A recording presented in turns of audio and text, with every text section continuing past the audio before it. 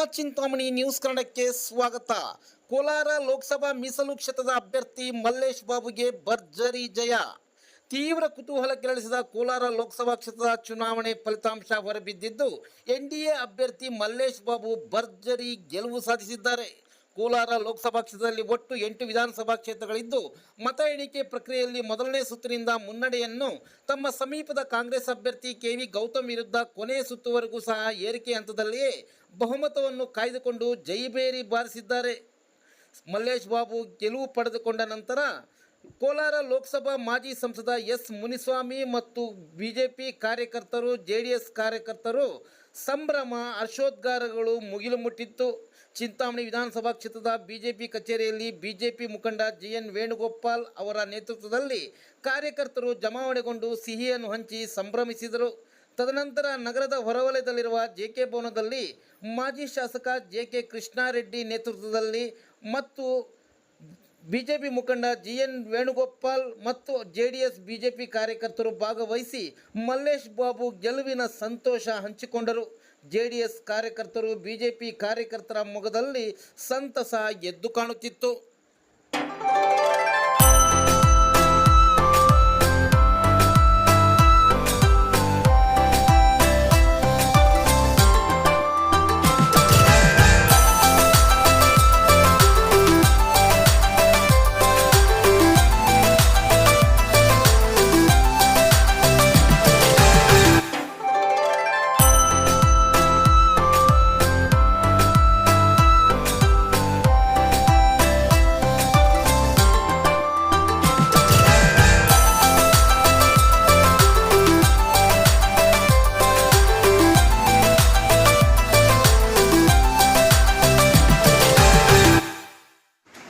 BJP ಒಂದು ಒಗ್ಗಟ್ಟು ಇನ್ನ ಚಿಂತಾಮಣಿ ತಾಲೂಕಲ್ಲಿ ಬೆಳೀತಾ ಇದೆ.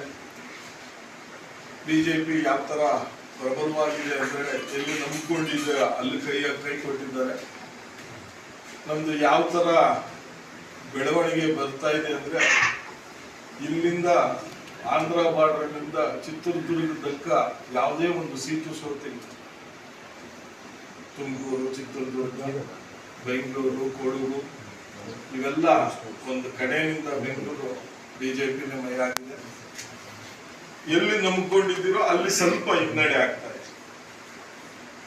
ಇವತ್ತು ಮಿನಿಸ್ಟರ್ ಇದ್ದು ಇಲ್ಲಿ ಇವತ್ತು 25,000 ಓಟಲ್ಲಿ ನಾವು ಗೆಲ್ತೀನಿ ಅಂತೇಳಿ ಕಾಂಗ್ರೆಸ್ ಪಕ್ಷಕ್ಕೆ ಆಶ್ವಾಸನೆ ಕೊಟ್ಟಿವಿ. ಹೌದು, ಇವತ್ತು ಎರಡೂ ಪಕ್ಷದ ಕಾರ್ಯಕರ್ತರು ಒಂದಾಗಿ ಇವತ್ತು ನಮ್ಮ ಬಿಜೆಪಿ ಪಕ್ಷ ಪ್ರತಿಯೊಂದರಲ್ಲೂ ಅವರಿಗೆ ಸಹಕಾರ ಕೊಟ್ಟು ನಮ್ಮ ಮೈತ್ರಿಕೂಟದ ಜೆಡಿಎಸ್ನ ಬಹುಮತವಾಗಿ 7,500 ಮತಗಳು ಹೆಚ್ಚಿಕೊಟ್ಟು ಇವತ್ತು ಚಿಂತಾಮಣಿ ಕ್ಷೇತ್ರದಲ್ಲಿ ನಾವು ಲೀಡ್ ತಂದುಕೊಟ್ಟಿದ್ದೀವಿ. ಅದಕ್ಕೆ ಗೆದ್ದಂಥವರು ಅಭಿನಂದನೆಗಳು ಫೋನ್ ಹಾಕಿ ಅಭಿನಂದನೆಗಳು ಸಲ್ಲಿಸಿದ್ರು.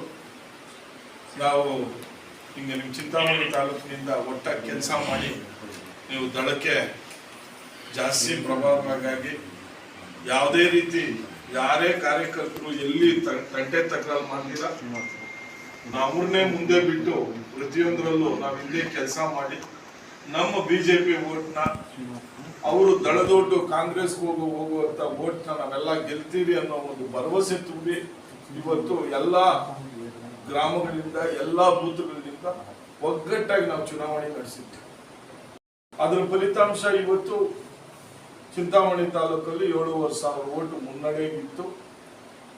ನಾವೊಂದು 10,000 ಓಟು ಮುನ್ನಡೆ ಅಂತ ಹೇಳಿದ್ರೆ ನರೇಂದ್ರ ಮೋದಿ ಅವರು 206 ಸಭೆಗಳನ್ನು ಮಾಡಿ ಇವತ್ತು 48 ಗಂಟೆಗಳು ಧ್ಯಾನ ಕೂತ್ಕೊಂಡು 3 ಅವರ್ 4 ಅವರ್ ಕೂತ್ಕೊಳಕ್ಕಾಗಲ್ಲ.